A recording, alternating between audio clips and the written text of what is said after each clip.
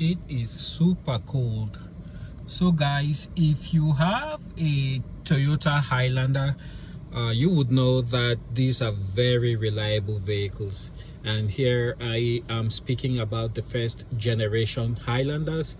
And if you have problems in very cold weather like I do, and the interior is not getting warm, or in very hot weather and your AC system is not working properly, more likely than not you have a problem with these buttons on your HVAC system.